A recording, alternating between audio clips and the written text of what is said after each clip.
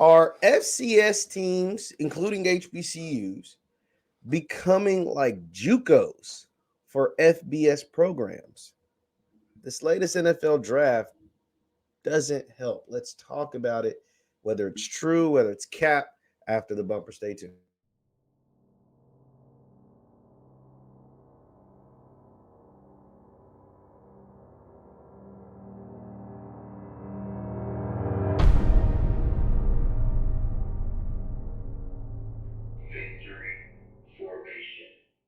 What is going on, everybody? What is going on, everybody? My name is JeffLightsyJr. This is the Victory Formation Sports Show right here on JeffLightsYr YouTube, Facebook, and wherever you get your content. Do me a favor, hit that thumbs up button, like, share, and subscribe, and the notification bell because we upload all the time. Now, this latest NFL draft saw only, 10, 12 FCS players drafted out of the roughly 260 some odd picks in the 2023 NFL draft.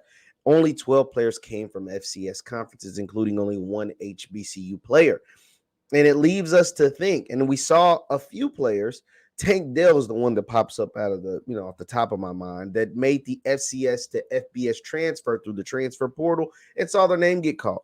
Tank Dell left Alabama A&M, went to Houston, lit it up in Houston, and became a second-round pick by the Houston Texans. And he's going to go play with rookie quarterback C.J. Stroud, the number 2 overall pick, specifically because Stroud wanted Tank Dell. Now, this was something that someone brought up on one of my live shows. They said, HBCU should be happy with being like JUCO programs. FCS programs should be happy to be like JUCO programs. And it's not just HBCUs. Let me make sure I get that straight. We've seen players from some of the what are considered the top FCS programs like North Dakota State transfer to smaller FBS schools like Colorado State. You get what I'm saying? Like, not these aren't FCS players going from like North Dakota State to Alabama, or some small an FCS program to Georgia, or an FCS programs to the SEC. A lot of them are going to like the AAC, the Sun Belt Conference USA. They're not going to like these high, big major brands that'll be on TV each and every single week. And so that is why I'm curious to whether you all think that should be the move. I don't think so. For one thing that HBCUs, I'm talking about HBCU programs specifically, the one thing that they can guarantee that they can give to a player, as opposed to going to a different style of FCS team, like even ones that play, better football in some people's eyes, is the HBCU experience. Like, that's the one advantage that they have over a North Dakota State or a South Dakota State or whatever, is that it's not in the middle of nowhere. It's in the South. It's typically in a city with, that supports their team, and the experience that you get from going to that university. And if you go and finish and get that degree, you have a degree from a historically Black college. You can, do a lot of cool things with a degree from an HBCU.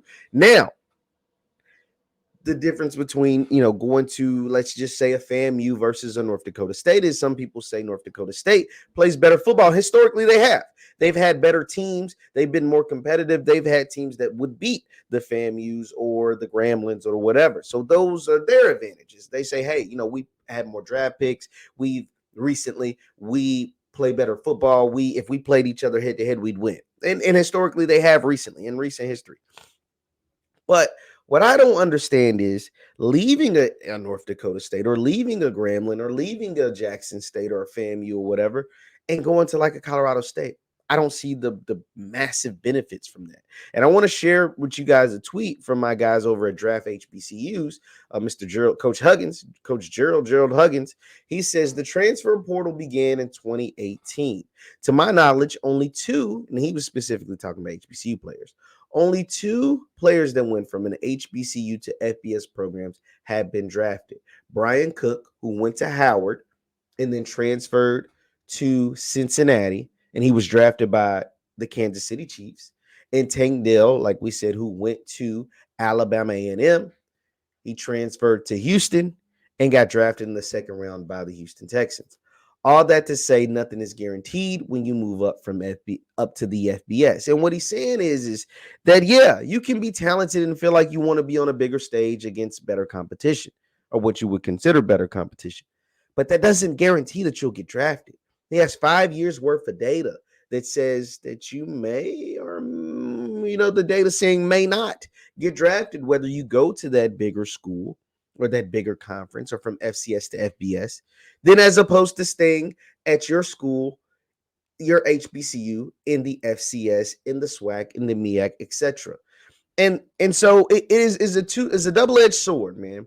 And now we as the consumers, as the supporters, as the people in the media, have to figure out a way to continue to convince some of the biggest, brightest, best talent in athletics to stay and come to their HBCUs in their local cities, in their local towns. The best players in the country come from the South. Most of the HBCUs in the country are in the South. Some of the top players in the country come from the Northeast. Guess what? There's a lot of HBCUs in the Northeast. That's where the MEAC is located.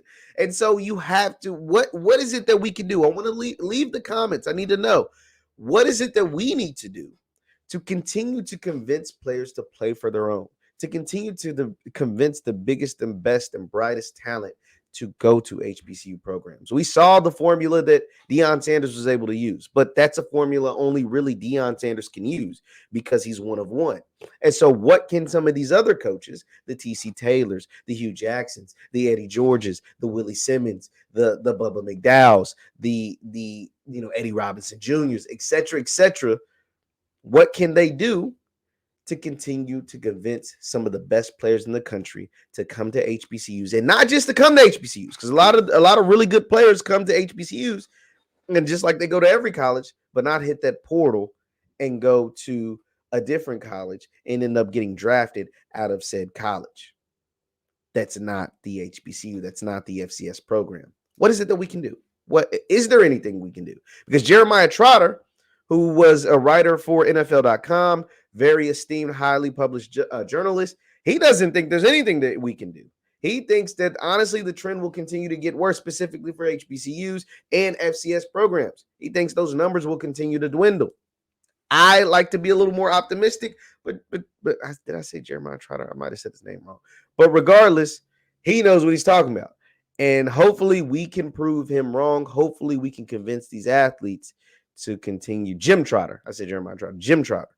Prove him wrong. And he's a Howard alum, so he knows what the heck is going on. And he worked for the NFL for a long time. So I guess we have to do our part to continue to help change the narrative.